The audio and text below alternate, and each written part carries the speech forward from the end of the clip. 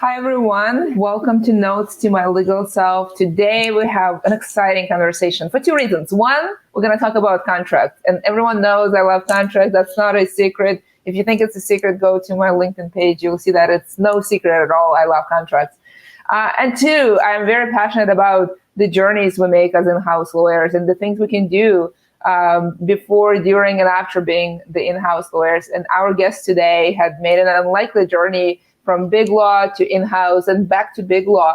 I see this trend increasingly, and I really am very interested in it and would like to pursue some conversations there. So this will be a very interesting discussion, and I encourage you to participate and ask questions, because as you know, if you ask questions, your questions, one, will be answered, and it will be a more exciting conversation for all of us.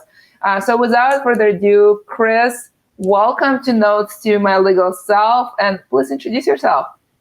Thanks, Olga. It's great to join these. I've watched a few of these, and it's great to finally get a chance to be on one. So I'm Chris. I'm head of contract optimization within Simmons Wavelength, which is part of the international law firm Simmons & Simmons, and I'm based in the UK. So you have had a very rich career, and you, as I just mentioned, have done this unlikely journey. The first part is, I guess, somewhat likely, from law firm to in-house. That is a journey that many folks made. I made that journey.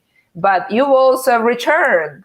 So I'm not going to ask you why you left, but tell me more about that return. Well, the interesting thing about my return to working in a big law firm was that it wasn't planned. Actually, it wasn't part of my plan to go back into a law firm. Like you said, I was in-house, two large organizations. And then about 3 years ago, I made kind of quite a big career decision to join what was then a small consultancy called Wavelength. And Wavelength was described themselves as a legal engineering business. So a combination of different skills like data scientists, process people, technology people, and then lawyers like myself. Riding that wave of kind of legal operations, legal design, legal technology, and so on. And that was something that was really interesting to me, and we can touch on why. So I joined that business about almost 3 years ago, and then about 4 months after joining Wavelength was acquired by Simmons & Simmons. So it wasn't actually part of my plan to end up back in a law firm. And I still then, and I still to some degree now, think of myself as an in-house lawyer. But I ended up back in the law firm, and actually it's become a really interesting journey that I hadn't planned, but opening up some really interesting conversations and opportunities for me that we'll probably touch on. Very interesting. Yeah, a lot of exciting stuff in my career as well have not been planned, and yet here we are. You mentioned this term that is get thrown a lot on LinkedIn, and I want to maybe put you on a spot and ask you to define legal engineering. What does that mean? Right. So I think it probably means different things to different people. I think in our in the way Wavelength is developed, it's that people that operate at that the interface of, say, data, technology, and digital transformation, and then law, and it tends to be people with an interest with some or all of those things that come together to try and improve the process of how legal services are delivered one way or another. So I think some businesses will see the role slightly differently. Often it tends to be people that have had a legal background and perhaps are really interested in technology and process improvement, and then transferred out of that. And sometimes it's people that have come more from a technology background, and then actually just got really interested in the legal sector. So somewhere in your in-house career, you got really interested in this operations of legal department part. How did that come about? Because I think that's where the journey you're on has really started. What inspired that? Lots of people that I come across working in legal innovation or legal engineering or whatever you want to call it have probably all got this streak where they see something, they've worked on a process or a way of working, and they just get frustrated by how it's currently done and think it can be done better. And I guess I've always had that streak. actually all the way through my career. So even way back before I qualified as a paralegal, I was, that person in the legal team trying to think about how we could use Excel to improve a process or do something quicker, whatever it might be. I think what happened, when I was in-house as a lawyer and you're involved in negotiating contracts and doing lots of commercial stuff, is you not only do you come with that streak of, we could do these things better, but you get a good insight into what the commercial drivers are in organizations, what we spend time on that isn't worth spending time on. That string has run all the way through my career. And actually it was getting involved in, the endless string of negotiating the same point or using contracts. It's been explained to me once that every negotiation is different. And I was like, but the contract is the same. But it's been explained to me, but there is slight shades of gray. It sounds like you and I are on the same page that the shades of gray, it's basically the same color. Well, that's it, isn't it? And I think lawyers are a funny bunch. You get lots of people that are very protective about how special their contracts they work on are. And actually that I've seen that in-house and in private practice. But I think we're living in an age where everyone from all sorts of different angles is just thinking we can do this better, we can do contracting better. And people are coming to the contracting problem from different angles. The need that I've seen from my experience in-house, but now working with clients in Simmons, is that content and getting content right of contracts is one of the big needs, alongside technology and design and all these other things that you see talked about a lot. Before we talk about contracts, we will get to contracts, I promise. Yeah. I think we both love this too much to ignore. What is, I guess, transition, unlikely, unplanned transition to a law firm? What is it? How does it feel to be back? Any surprises? I'm just curious. That's one transition. I have done a lot of transition. That's one transition I haven't done yet. So curious how you think about it. No one will be surprised to hear me say that I was probably a bit nervous about going back into a law firm. I guess when you make a decision to go in-house and you start working in a different environment and you stop having timesheets and all those sort of things, it can be daunting to go back. I think there's some things that are great about my role. I've got an unusual role. I don't have timesheets. I sit in a bit of the business where I haven't gone back into a traditional so-called fee-earning role as such. So that gives me a bit more freedom to focus on my interests. And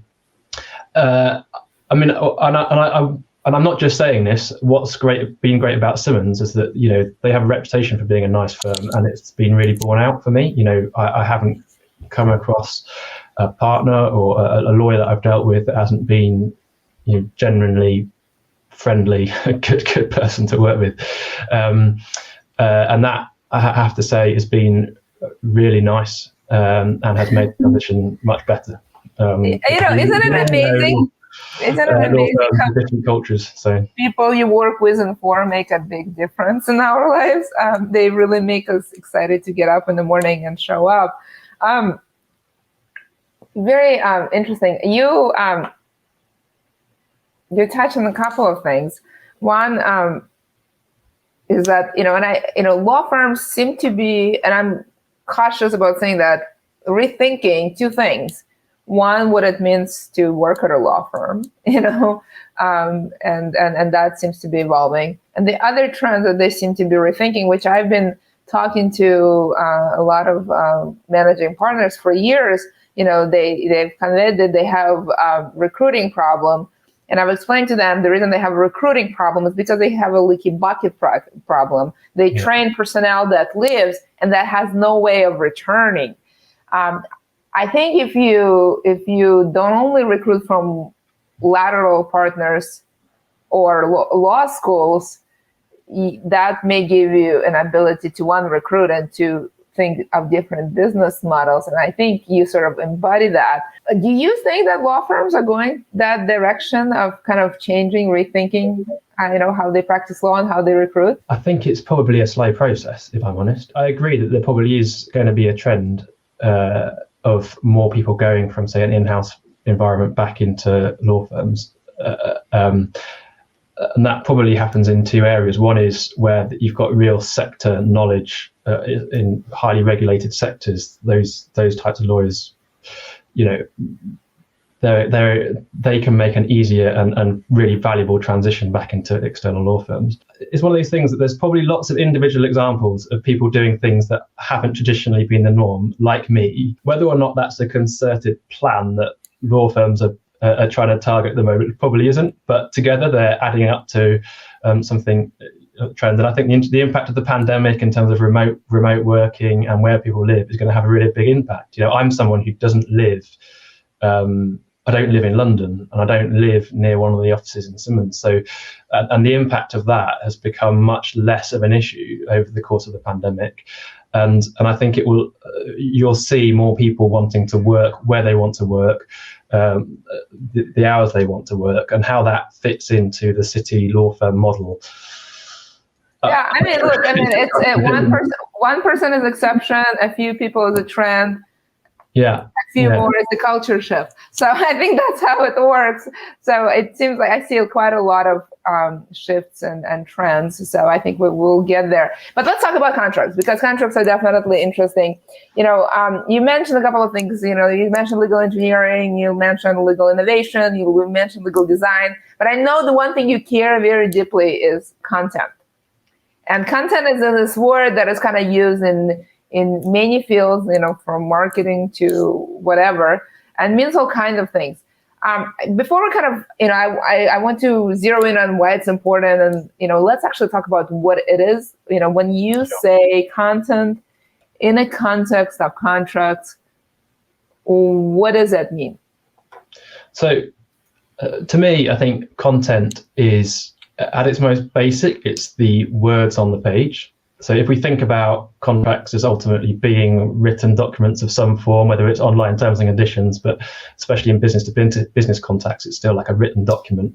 It's the word on the page, but then it's beyond that, I think, then to how you present it, the formatting and design and structure of everything that goes into that written contract. It's both the words and the presentation, right? So it's the content and the packaging. Am I hearing it right? Yeah, I think essentially that. I think there's a trend. There's obviously the traditional legal drafters, those who often lawyers who write the words, and then there's this growing trend to see contract designers who focus on perhaps the formatting, the styling, the structure, and the design of contracts. I think all those things go together, and I think of those as the content creators, essentially, those that are helping us create the contents, the contract documents that we use day in and day out. And on that spectrum, you'll have some people that focus almost purely on design, in that sense, and then obviously the traditional people that focus purely on the words. But together, they're the people that are focusing on what our contracts actually say. And I think that's really important, because there's so much of the trend of around contract lifecycle management and legal technology and contract technology and all those things that are absolutely right. There's a reason why that's booming. That's because it's a kind of long overdue need. But with the potential focus on technology and process and all those things, the gap I've always seen in the market is to get the most out of your technology, or to really optimize your process. And so often, your core content, the starting point of your contract, and getting that right is a massive enabler to making the most of all those things. But it takes time, and increasingly, I think it takes people with a particular focus and skill to try and think about how we can get our content the best it can be. And there's been a bit of a gap, I think, in terms of people talking about that kind of that need, perhaps because it's seen as traditional. When we're talking about drafting contracts, lawyers have done that forever. So people don't. So they either think that, that's what we do. Why are you talking about it? We've always done it, or they just think it's not a problem in terms of their transformation journey, whatever that might be. You sort of described the drafting as sort of traditional way approach to contract, and designing is something that is different, that is more kind of modern practice. and then where they intersect, the Venn diagram where they occasionally intersect and should intersect more often, is that content place where it's both. It's actually a very interesting way of thinking about it. You seem to suggest it's that intersection is very important. The words and design go hand in hand to really get you to your results. Help me understand why you think it's important, and what are the practical steps I, as a leader or contract leader or department leader, can take to improve that intersection and get to that goal. I mean, like I say, your contract templates and the starting point for your transactions. I mean, they're so fundamental, but it's almost so obvious that we forget to think about it. When you're on the receiving end of a contract, it sets a tone. We've all received very one-sided terms and conditions, and it gets you back up, and the negotiations can take a long time. And then you end up negotiating things that just aren't worth negotiating and all that sort of thing. And also you just have documents that are difficult to understand and difficult to navigate, which is where the design and structure can come in. I do think content's about the intersection of design and drafting, although I wouldn't just say that the drafting is always traditional. I think what's good is that there's much more now, even on what I would say the writing and the drafting of contracts, there's now more focus on plain English, simplification, standardization, all those things that are still just about writing the content, but can have a massive difference to the whole process. But there's no point. You can have the clearest language in the world, but if it's still in a document that is impenetrable, difficult to navigate, or not in the right structure, then you're going to have problems as well. So I think creating better contracts is all about trying to think about these things in the round. And it's not just about design and drafting, it's also about process and having an understanding of how the contract sits into your process. And some of that might be about document automation, it might be about approval workflows and all those sorts of things, on how you can create optional modular content in your contract templates. So I'm perhaps going off on one here, but I think the point is there's different things that feed in to getting contract content right. And traditionally, lawyers will just think about whether or not it says what it says and whether or not it's perhaps legally compliant, but they won't think about how it's said, how it fits into the wider process, whether it needs to be said really. All those things point in to why I think it's important. The intersection of yes, drafting, to yes, design, and 3, process. Curious to see if you have any sort of success stories that show folks, Sure. finding that intersection and achieving their goals in kind of in a more intentional, meaningful way. Have you seen it either as a sort of in-house practitioner or as now leader of content at a law firm? Do you have any examples to illustrate the kind of that sweet spot of intersection of drafting, design, and process? One example which I like, because in a way it was, you can describe it and it will sound quite traditional, but the impact was massive. So we worked with a cybersecurity business who had probably about 4 or 5 core products, but they sold them in different ways via resellers and so on. But it was a typical scenario where they had amassed probably about 30 different versions of what was essentially the same type of contract. And each one was long, each one was in a very traditional format. They had lots of micro variations, and it ended up in a situation where it was impossible to maintain these templates because everything existed in multiple different places. They were difficult to create a first draft, and they were difficult to negotiate. And we went through a process with just starting essentially with a blank page and thinking, what is it we need to say, and how can we create templates that are easier to manage and easier to negotiate? So we went through a process of going back to square one, thinking about what I call the architecture or the structure of those templates, breaking it down into modules that would be needed in different scenarios and could be used in different scenarios, trying to write the content out in plain English, working really carefully with the client and actually having quite a bit of fun and robust discussions about what we needed to say and what we didn't need to say. Trying to think about writing the templates in a way that could work, say, if they were working with a third-party paper, using modules that could work with those. And then doing that all in one document that they could generate themselves without the need for lawyers. And we consolidated all those 30 into one document with different modules in plain English. The impact was massive because they now there's no lawyers involved in generating their first contracts. They just fill in details on a front sheet. They can send it out. They can put together the relevant modules.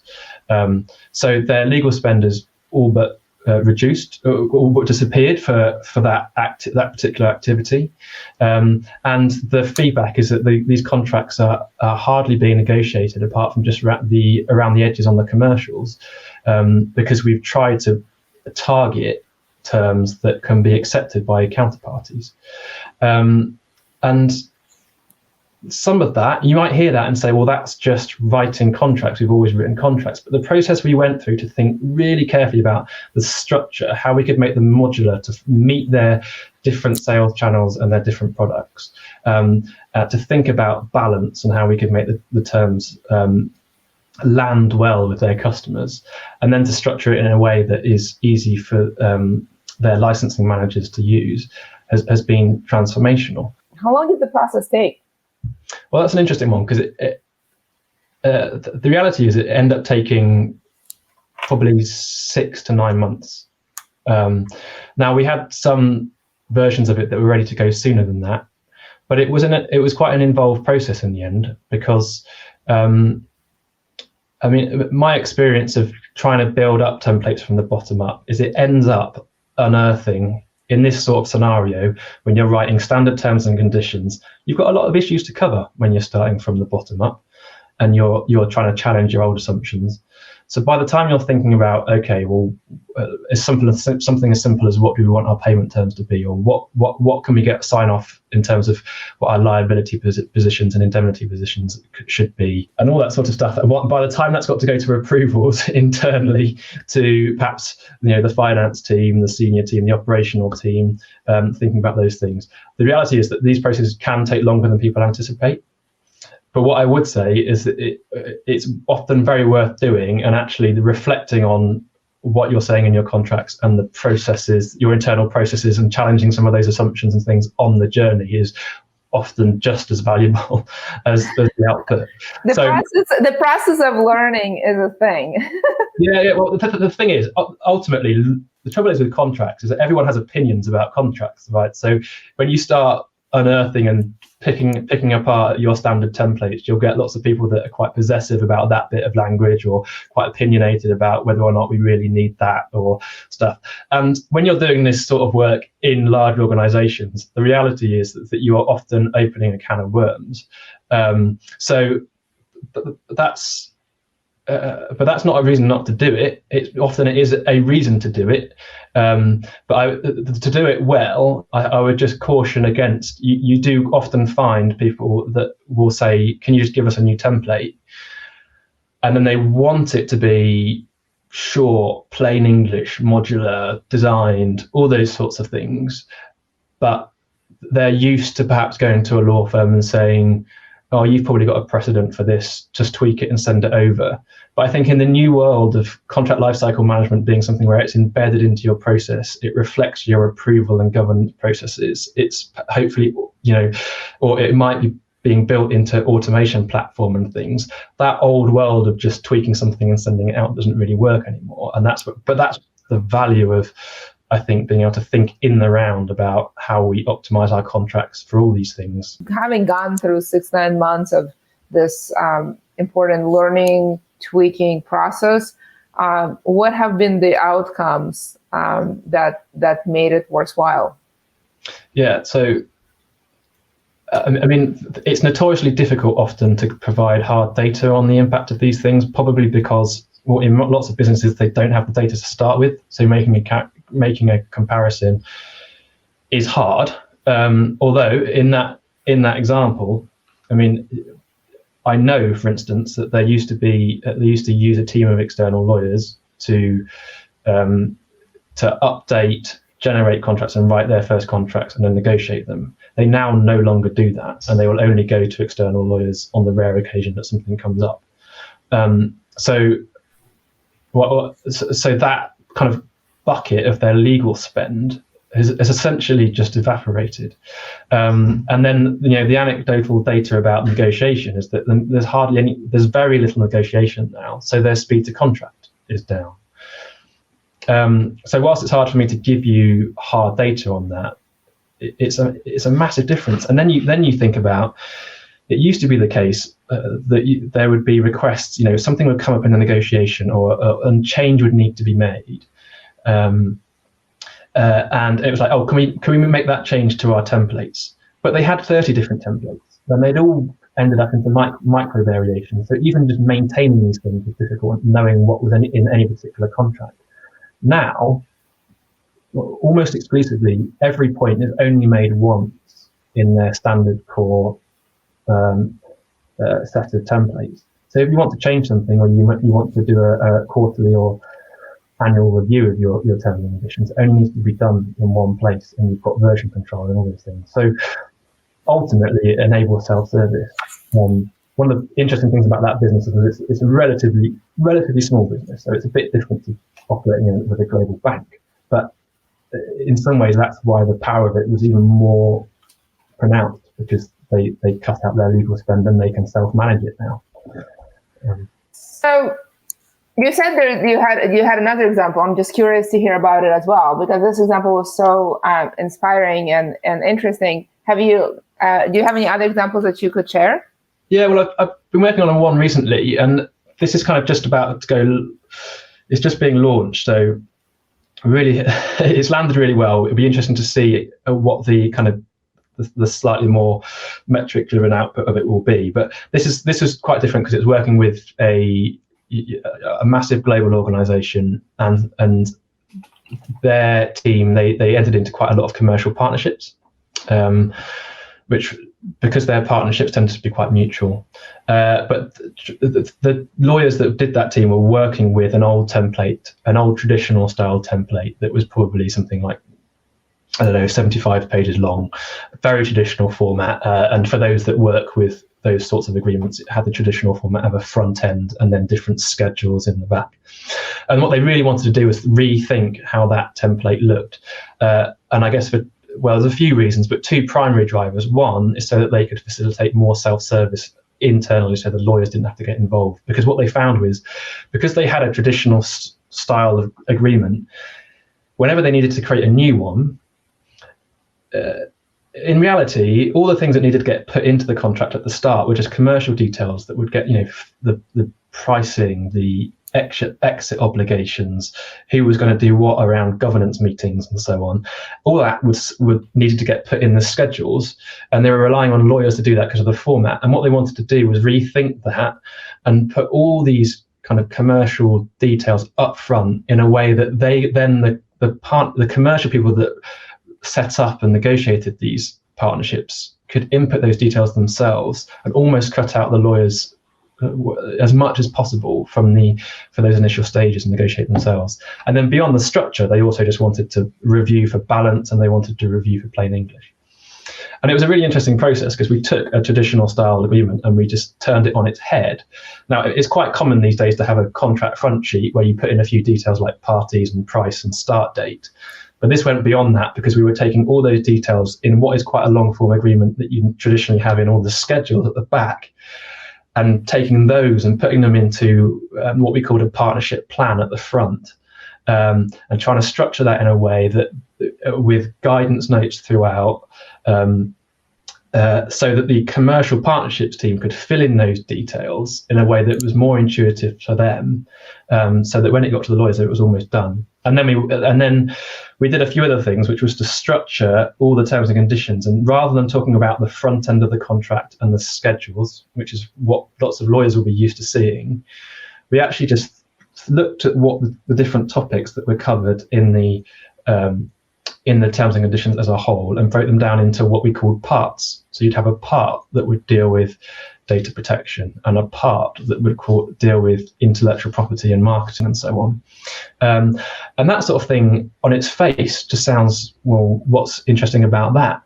But it's something that meant that the agreement felt much more intuitive to the non-lawyers, or those that aren't used to dealing with traditional legal contracts. They would look at that and go, yeah, that makes sense. I can follow what is where and why it's there. When the lawyers who were used to dealing with, the front end and the schedules, and they found it a bit harder at first, because they'd look at it and go, well, why are you talking to me about parts? Where's the data protection schedule and so on? But ultimately, the aim is that they've got things that are organized by what are much more intuitive topic areas that can then be maintained by the relevant lawyers going forward, and hopefully lands much more easily with the counterparties that often might not have legal representation initially because they're smaller, and you can generate self-service. So I don't know if that kind of makes sense. But so if you I don't know if you have like sort of the top 1 or 2 or 3 tips for anyone who is trying to sort of find that sweet spot and intersection of drafting and design and automation, / tech. What do you think, the 1 or 2 or 3 top tips that you would have for that person? Sure. I think one of the most important things with creating new contract templates and these type of optimization projects generally is get the right people involved. And I think that often involves 2 groups. One is users, so who actually use these contracts, especially if you're trying to cut legal resource out of the process. And typically that's going to be people in sales teams or procurement teams, if you're talking about day-to-day commercial contracts.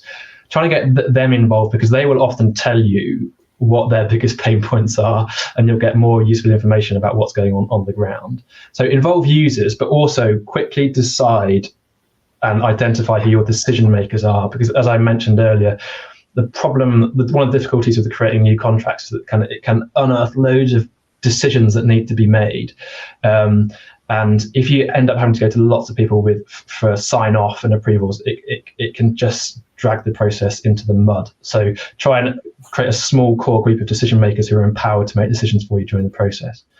I think that the other thing about creating better contracts is I would always start with the structure of your agreements and think about what should go where to make it most usable, especially in terms of process, but also in terms of design. So often that is about creating a front sheet where you can capture easily the variable commercial details and things.